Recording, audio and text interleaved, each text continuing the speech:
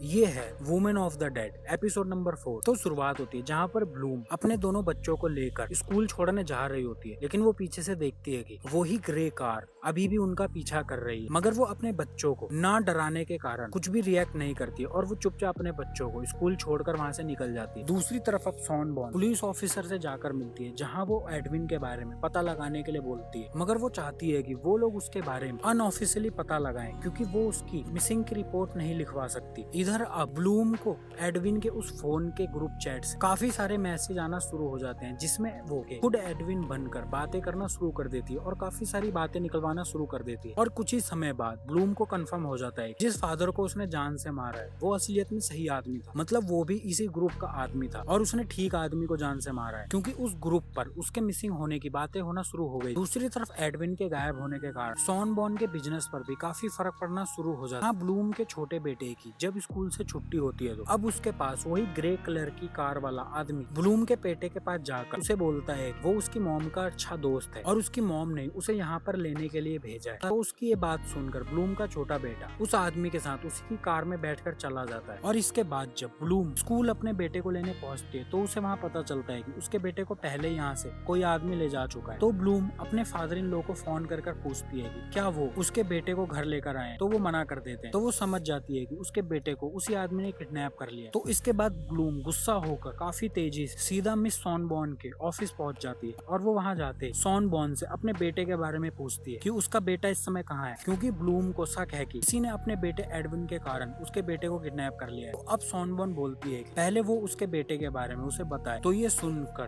Bloom काफी shock हो जाती है क्योंकि उसे कैसे पता उसके बेटे के बारे में इसको पता है। तो शॉन बॉर्न बताती है कि एडविन के क्लाउड पर आखिरी फोटो उसी की मिली है, क्योंकि एडविन जो भी फोटो खींचता था उसकी वो सभी फोटो उसके क्लाउड पर सेव होती रहती थी और उसके क्लाउड से जो आखिरी फोटो मिली है वो ब्लूम की है। तो अब शॉन बॉर्न बोलती है कि वो सच सच बताए कि उसने उसके बेटे एडविन के साथ क्या किया। तो ब्लूम शॉन बॉर्न को बताती है कि उसका बेटा एक काफी खराब इंसान था जो कि यहाँ की लड़कियों के साथ काफी ज्यादा गलत करता था और वो एक राक्षस था। और साथ में ब्लूम शॉन बॉर्न को ये भी धमकी देती है कि अगर ये बात बाहर आ गई तो उसको जेल तो जाना ही पड़ेगा, साथ में उसका जितना भी बिजनेस है वो भी मिट्टी में मिल जाएगा। तो वो चुपचाप उसके बेटे के बारे में उसे बता दे, वरना वो जाकर पुलिस में इसकी कंप्लेंट कर दे। अब ब्लूम की ये बात सुनकर शॉन बॉर्न थोड़ी अंदर ही अंदर से डर जाती है क्योंकि शॉन बॉर्न एक काफी लालची औरत है और उसे सबसे ज्यादा मतलब पैसों से और बिजनेस से। तो वो चुपचाप ब्लूम को उसके बेटे का लोकेशन बता देती है कि कहाँ पर उसका बेटा मिल जाएगा। और यहाँ दूसरी तरफ ब्लूम का बेटा उसी आदमी के साथ होता है और ये आदमी उसके बेटे के साथ काफी अच्छी तरह से बिहेव करता है और वो उससे काफी अच्छी तरह से बातें कर रहा होता है। मगर जैसे ही वो देखता है कि यहाँ पर ब्लूम पहुंच गई है तो वहाँ से चुपचाप चला जाता है और ब्लूम को उसका बेटा सही सलामत मिल जाता है। दूसरी तरफ स्कूल में अब नैना से वो सभी लड़के मिलने आते हैं जिनने पहले नैना से बदतमीजी करी थी और उसकी उनसे लड़ाई हुई। अब उन्हीं में से एक लड़का नैना के पास आकर माफी मांगता है और वो नैना को बोलता है कल रात बंकर में एक पार्टी होने वाली है, वो भी वहाँ पर आने के लिए इनवाइट करता है, जिसके लिए नैना हाँ कर देती है। मगर वो लड़का उसे बोलता है वो अपने साथ एक केमिकल लेके आए जो उसकी मॉम मरी हुई बॉडियों के ऊपर लगाती है। असलियत में उस केमिकल से काफी अच्छा नशा होता है, इस कारण से वो नैना को वो केमिकल लाने के लिए बोलता है, जिसके लिए नैना मान जाती है। यहाँ घर पर पहुँचने पर ब्लूम के फादर इन लॉ ब्लूम से पूछते हैं कि उसका छोटा बेटा टिम कहाँ गायब हो गया था। मगर ब्लूम अपने फादर इन लॉ को दोबारा से झूठ बोल देती है कि उसी की क्लासमेट की मॉम गलती से उसे उसके साथ लेके चली गई, डरने की कोई बात नहीं। मगर इसी के बाद ब्लूम के पास पुलिस का फोन आता है क्योंकि वो लोग उसे एक बॉडी के लिए अपने पास बुलाते हैं जिसका उन लोगों ताबूत रेडी करना है। तो ब्लूम वहाँ पर पहुँचती है और ये बॉडी एक अननोन बॉडी होती है जो कि वहीं की एक झील में मिलती है। मगर जब वो पुलिस बॉडी निकालते हैं तो ब्लूम देखती है कि वो बॉडी किसी और की नहीं दुनिया की बॉडी है, मतलब उसे जान से मार दिया गया। लेकिन ब्लूम पुलिस वालों को कुछ भी सच सच नहीं बताती है और वो ऐसा जताती है कि वो इस बॉडी को नहीं जानती है। लेकिन रेजा उस बॉडी को देखकर समझ जाता है कि ये दुनिया की ही बॉडी है, मगर ब्लूम को चुप देखकर वो भी चुप रहता है। अब इसी टाइम मसीमो ब्लूम को एक बार प्राइवेटली मिलने के लिए बोलता है, मगर इसके बाद जब मसीमो अपने घर जाता है तो हम लोग देखते हैं उसके वाइफ कुछ खास नहीं बनती है और उन दोनों के बीच में काफी दूरियां हैं क्योंकि मसीमो की वाइफ माँ नहीं बन सकती है, जिस कारण से उन दोनों के बीच काफी ज्यादा दूरियां बन गई। लेकिन उसकी वाइफ किसी भी हाल में अपना ये रिलेशन बनाए रखना चाहती है। इसके बाद ब्लूम उस रेस्टोरेंट कॉन्ट्रैक्टर को मारने की तैयारी करना शुरू कर देती है जिसको उसने लास्ट टाइम उस फादर के साथ देखा था और वो दोनों मिलकर एडविन की बातें कर रहे थे। मगर इसी पॉइंट पर ये सीन कट हो जाता है और हमें पास्ट में ले जाया जाता है और दोबारा से हम लोगों को उसी सीन में ले जाया जाता है जिसमें ब्लूम अपने मॉम डैड के साथ बोट में बीच समुद्र में होती है। और इसलिए में अब हमें पता चलता है कि ब्लूम ने ही अपने मॉम डैड को जान से मारा था, जिसमें उसने जब उसके मॉम डैड स्विमिंग करने के लिए समुद्र में उतरे थे तो उसने जानबूझकर बोट पर वापस चढ़ने वाली सीढ़ियां वहां से हटा दी थी, जिस कारण से उसके मॉम डैड की डूबने से मौत हो गई। और उसे ये बात अच्छी तरह से पता थी कि उसके मॉम डैड नीचे पानी में डूबकर मर रहे हैं, और उसने जानबूझकर ये एक्टिंग करी थी कि उसे पता ही नहीं चला कि उसके मॉम डैड कब डूब गए। अब ये देखकर ये हम लोगों के लिए काफी बड़ा शौक होता है, क्योंकि ये औरत काफी बड़ी सनकी है, क्योंकि इसने अपने ही मॉम डैड को मारा है। दोबारा से प्रेजेंट टाइम नैना उस केमिकल को चुरा कर सीधा उस बंकर की पार्टी में पहुंच जाती है, जहाँ पर जब वो उस केमिकल को उन सभी लोगों को देती है वो लोग काफी ज्यादा खुश हो जाते हैं और नैना देखते ही देखते वहाँ की सुपरस्टार बन जाती है। दूसरी तरफ ब्लूम पूरी तरह से तैयार होकर सीधा उसी रेस्टोरेंट के कॉन्ट्रैक्टर से जाकर मिलती है और वो उसे अपने साथ एक ड्रिंक पीने के लिए बोलती है, क्योंकि वो दोनों पहले से एक दूसरे को जानते हैं, तो वो कॉन्ट्रैक्टर उसे मना नहीं करता है। मगर इसी बीच ब्लूम कॉन्ट्रैक्टर को एक काफी